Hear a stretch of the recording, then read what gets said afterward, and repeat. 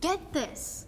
An 18-year-old guy is found lifeless in a truck. He appears to have passed away from carbon monoxide poisoning, which seems like a suicide, right? But after investigators looked through the guy's phone, they found over 1,000 texts from his girlfriend who had been encouraging him to execute himself. So is this really a case of self-destruction, or is the girlfriend responsible? Conrad Roy was an 18-year-old boy living in Massachusetts with a knack for sports and academics. He had such good grades in high school that when he graduated in 2014, he scored a free ride to a state college. But he decided not to go to college and chose to work for his family's tugboat business instead. Around the time of his high school graduation, Conrad earned his captain's license. Dang, this dude is hardcore into boats. First he turns down a full ride and now he's getting his captain's license fresh out of school? Must be an East Coast thing. But even though Conrad had many great things going for him, he battled with extreme social anxiety and depression. In 2011, his parents got a divorce. After that, his mental health took a turn for the worse. He was sent to a psychiatric facility, saw numerous therapists and counselors, made several emotional video diaries that hinted at self-harm, and even attempted to take his own life on 4 different occasions. So up to this point, it all seems like it would make sense for Conrad to have made the decision to end it all when he was found limp in his truck. But also, where were all of his friends and family members when Conrad was struggling? In 2012, Conrad was on a trip to visit his family in Naples, Florida, when he met a girl named Michelle Carter. She was 1 year younger than Conrad and was also on a trip to visit family, but lived in Massachusetts, coincidentally an hour away from where Conrad lived. And that wasn't the only thing they had in common. Michelle was also big into sports and suffered from mental health issues. She also had an eating disorder and a history of self-harm. Why am I starting to think this might not be a good combination? Something about Michelle is she wasn't good at making friends, which is kind of a red flag, but Conrad gave her the benefit of the doubt. And I mean, since Michelle was a teenager at the time, she probably dealt with a lot of bullies in high school. I was bullied in high school, and they used to call me platypussy. It sounds silly, but it hurt. Conrad and Michelle went on this trip in Florida. They hit it off and continued talking when they went back home. Even though they lived fairly close to one another, Conrad and Michelle only met up in person like 2 or 3 times. Most of their relationship took place virtually. They were constantly texting and Facebook messaging each other about their feelings. I wonder what it was like during the times they did meet up in person. I feel like it had to be so awkward for them to see each other in person when they spent most of their time getting to know each other over text. At this point, Conrad and Michelle are constantly blowing up each other's phones. Conrad started telling Michelle about his attempts to end his life. In one of their exchanges, Michelle asked him, "Do you still want to?" And he said, "No, I'm going to. Just letting you know, the voices in my head tell me to." Whoa. Okay, so Conrad just admitted to Michelle that he was going to end his own life, and she didn't think to reach out to someone for help? At first, Michelle encouraged him not to do it. One time she even told him to join her at the psych facility she was at for her eating disorder. But over time, Michelle stopped encouraging Conrad to seek help, and instead, she began motivating him to follow through with his suicide. During their messages, Michelle asked a lot of questions about how and when Conrad was going to end it all. In one of her texts, Michelle said, "I know you want to and you research it and everything, but are you actually gonna do it?" Why is this turning into a messed up game of truth or dare? Like, I feel like she's guilting him into actually going through with it instead of talking him out of it or reaching out to his friends and family for help. Over the next few months, Conrad and Michelle kept texting about it to determine the way he would end his life. They decided on carbon monoxide poisoning. On the day of Conrad's passing, he went on a walk along the beach with his mom. His mom mentioned that Conrad didn't really talk with her because he was so invested in texting someone on his phone, which later we find out is Michelle. Apparently, Conrad and Michelle started texting super early that day. At first, it seemed like Conrad wasn't sure about following through with the act. Then Michelle told him, "So I guess you aren't going to do it then." All that for nothing. "I'm just confused, like you were so ready and determined." Conrad told her, "I am gonna eventually. I really don't know what I'm waiting for, but I have everything lined up." Michelle said, "No, you're not, Conrad. Last night was it.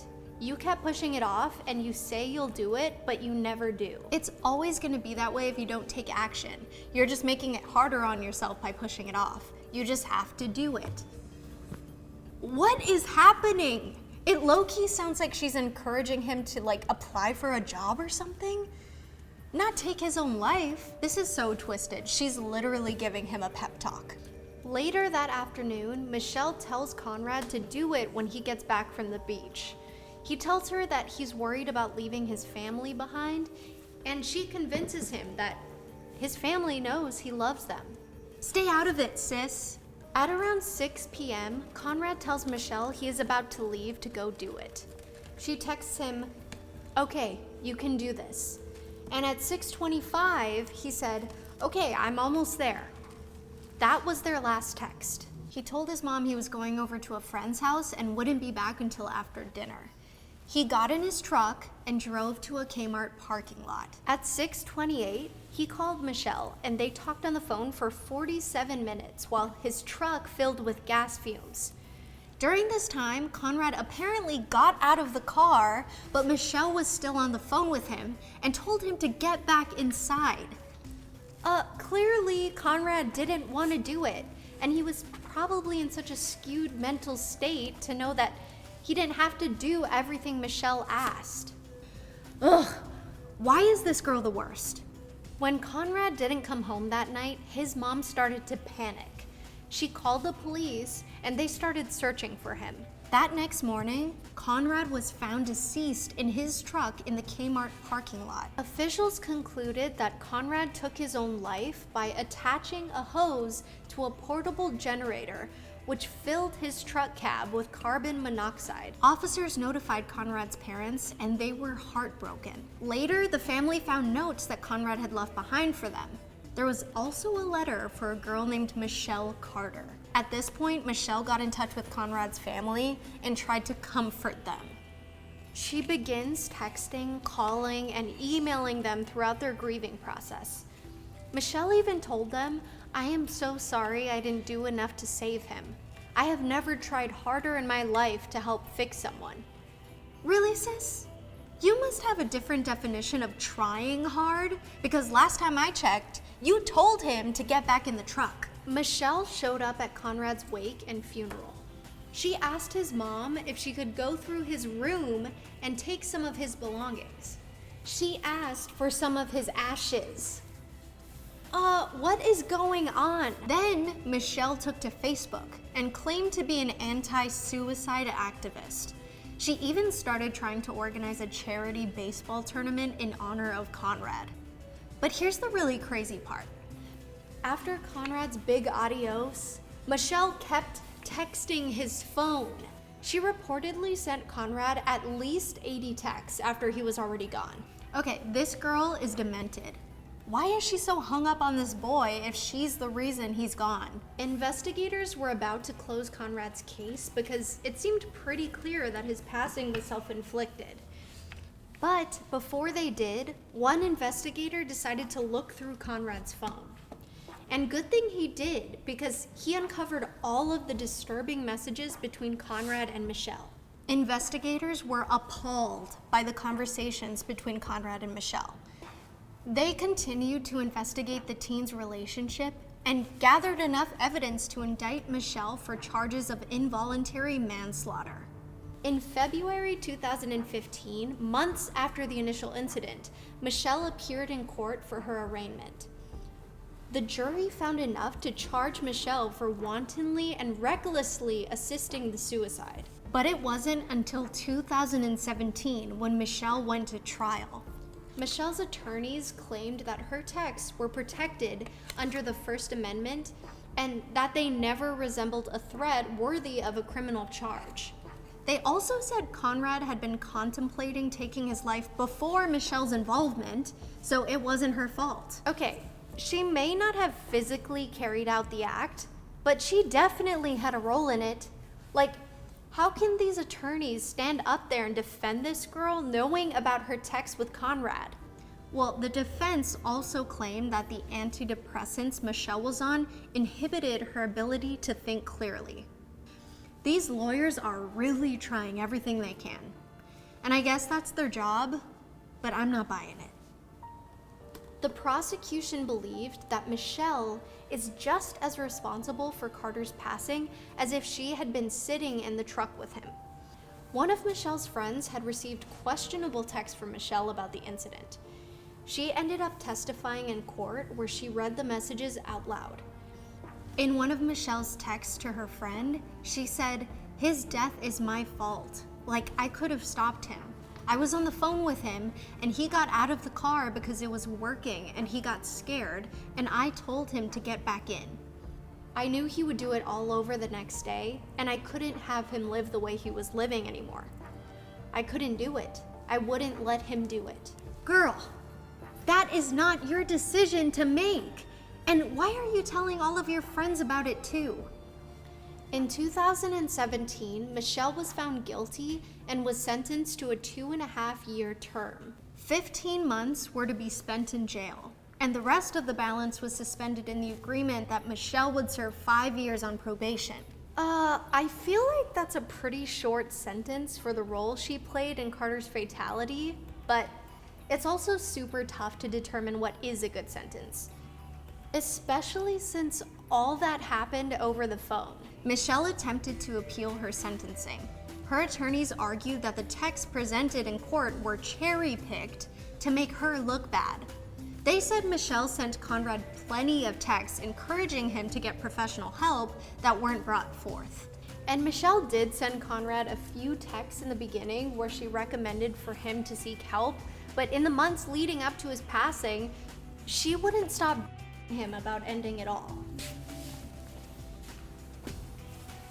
Despite her attempts, Michelle's appeal was rejected and she began her sentence in February of 2019. So apparently Michelle didn't have to go to jail until all of her court appeals were exhausted, which is wild to me. Like, this all happened in 2014 and it took 5 years for her to get in jail. I just hope she wasn't out there texting other vulnerable teens. During Michelle's time in jail, her attorneys petitioned the case to the Supreme Court because they claimed her First and Fifth Amendment rights had been violated. Just let the girl serve her 15-month sentence and call it a day. The Supreme Court declined to hear Michelle's case, and 1 month later, she was released. And Michelle didn't even serve the full 15 months. Because she was such a model inmate, she got let out early after just 11 months of her sentence. Okay, I always have an issue with this. Like, why do these officials set sentences and then always shorten them? Well, nothing much has happened for Michelle since her release, and she may not have physically executed her boyfriend, but her words definitely played a big role in his demise. And I still can't get over the fact that she tried to exploit the incident for Facebook likes and sympathy. I truly hope Michelle learned her lesson about the weight of her words and the importance of seeking help for those who are experiencing dark thoughts. And my heart goes out to Conrad's family as they cope with their loss. If you or someone you know ever faces suicidal thoughts, know that there are resources out there and people who want to help. Thanks for watching. And be nice to people. It makes a difference. So do cinnamon rolls.